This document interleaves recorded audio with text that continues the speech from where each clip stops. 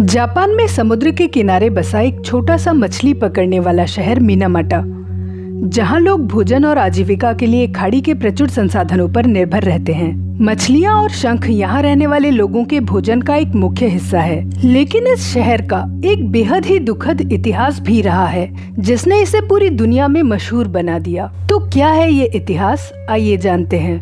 बात है 1950 के दशक की। मिनामाटा के निवासियों ने शहर की कुछ बिल्लियों में अजीबोगरीब हरकतें देखी, मानो वह नाच रही हों। बिल्लियां ऐंठती, लड़खड़ाती और फिर गिरकर मर जाती। स्थानीय लोगों ने इसे डांसिंग कैट डिजीज का नाम दिया। बात और भी गंभीर तब हुई जब मिनामाटा के लोगों में भी ऐसे ही लक्षण दिखने लगे और नवजात बच्चे भयानक विकृतियों और गंभीर विकलांगताओं के साथ पैदा होने लगे, विशेषकर मछुआरों और उनके परिवारों में जो समुद्री भोजन पर निर्भर थे। पूरे मिनामाटा में एक खामोश डर छा गया। करीब 6 साल के शोध के बाद डॉक्टरों और वैज्ञानिकों ने आखिरकार इस भयावह सच्चाई का पता लगा ही लिया कि मिनामाटा में क्या हो रहा था। वास्तव में 1908 में चीसो कॉरपोरेशन नाम की एक पेट्रोकेमिकल और प्लास्टिक मेकर कंपनी ने मिनामाटा में एक फैक्ट्री खोली थी और इस फैक्ट्री का वेस्ट मिनामाटा खाड़ी में छोड़ा जा रहा था। दशकों से मिनामाटा खाड़ी में अनुमानित 27 टन हैवी मेटल मर्क्यूरी फेंका जा चुका था। खाड़ी के पानी और कीचड़ में मौजूद बैक्टीरिया इस मर्क्यूरी को और भी खतरनाक फॉर्म मिथाइल मर्क्यूरी में कन्वर्ट कर रहे थे। सूक्ष्म जीव दूषित पानी में मौजूद मिथाइल मर्क्यूरी को एब्जॉर्ब कर अपनी बॉडी में जमा कर रहे थे और फूड चेन के माध्यम से मिथाइल मर्क्यूरी की बायोमैग्निफिकेशन हो रही थी। बायोमैग्निफिकेशन को आसान भाषा में समझते हैं दोस्तों, पानी में रहने वाले छोटे छोटे सूक्ष्म जीव जैसे प्लैंकटॉन्स एक्वेटिक फूड चेन के फाउंडेशन होते हैं और दुर्भाग्य से मिनामाटा खाड़ी मिथाइल मर्क्यूरी से पॉल्यूटेड था।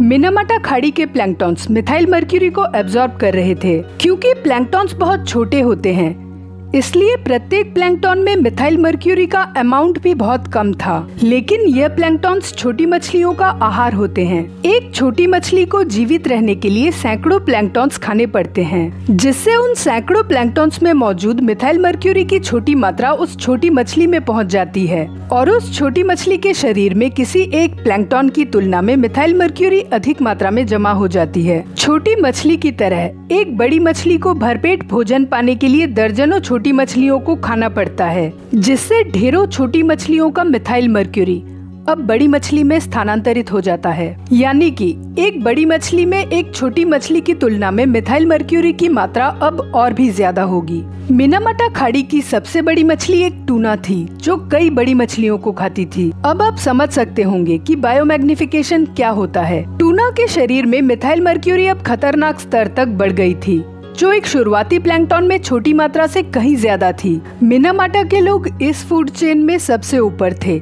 वह मिथाइल मर्क्यूरी से कंटामिनेटेड मछलियां और शंख खा रहे थे, जो स्थानीय आबादी का मुख्य आहार था। इस तरह से मिनामाटा के लोगों में मिथाइल मर्क्यूरी पहुंच चुका था और उनको गंभीर रूप से मिथाइल मर्क्यूरी पॉइजनिंग यानी सीवियर न्यूरोलॉजिकल सिंड्रोम हो चुकी थी। दोस्तों, मर्क्यूरी यानी पारा एक पोटेंशियल न्यूरोटॉक्सिन होता है जो नर्वस सिस्टम को पूरी तरह से बर्बाद कर देता है और मिथाइल मर्क्यूरी की सबसे डेंजरस फॉर्म मानी जाती है। मिनामाटा की त्रासदी इतनी गंभीर थी कि इसने पूरी दुनिया भर का ध्यान अपनी ओर आकर्षित किया था और इसे मिनामाटा डिजास्टर का नाम दिया गया था। स्थानीय कार्यकर्ताओं, पीड़ितों और फोटो पत्रकारों ने मिनामाटा डिजास्टर को अंतर्राष्ट्रीय स्तर पर प्रसिद्धि दिलाई थी। सबसे प्रसिद्ध तस्वीरों में से एक डब्ल्यू यूजिन स्मिथ की 1971 की तस्वीर तुमोको उएमोरा इन हर बाथटब है, जिसमें एक माँ अपनी गंभीर रूप से विकृत बेटी को गोद में लिए हुए दिखाई दे रही है। यह तस्वीर global symbol of Minamata disaster बनी, जिसने पूरी दुनिया को हिलाकर रख दिया और ये डिजास्टर दुनिया में मर्क्यूरी पॉल्यूशन के प्रति अवेयरनेस का एक प्रमुख कारण बनी। Minamata disaster global environmental policy के लिए एक इम्पोर्टेंट टर्निंग पॉइंट के रूप में इतिहास में एक महत्वपूर्ण स्थान रखती है। मिनामाटा की कहानी दुनिया के लिए एक चेतावनी है कि इंडस्ट्रियल या developmental activities environmental health and human wellbeing से जुड़े हुए हैं।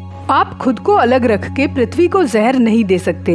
मिनामाटा डिजास्टर ने मिनामाटा कन्वेंशन ऑन मर्क्यूरी 2013 का मार्ग प्रशस्त किया, जो कि इंटरनेशनल एनवायरमेंटल लॉ पर एक लैंडमार्क अचीवमेंट है, जो एक तरह से पूरी दुनिया का कमिटमेंट है कि भविष्य में दोबारा मिनामाटा जैसी त्रासदियां ना हो। दोस्तों, any environmental negligence is equal to human cost. किसी भी तरह की पर्यावरण संबंधी लापरवाही की कीमत इंसान की जान से ही चुकानी पड़ती है और ये एक अटल सत्य है।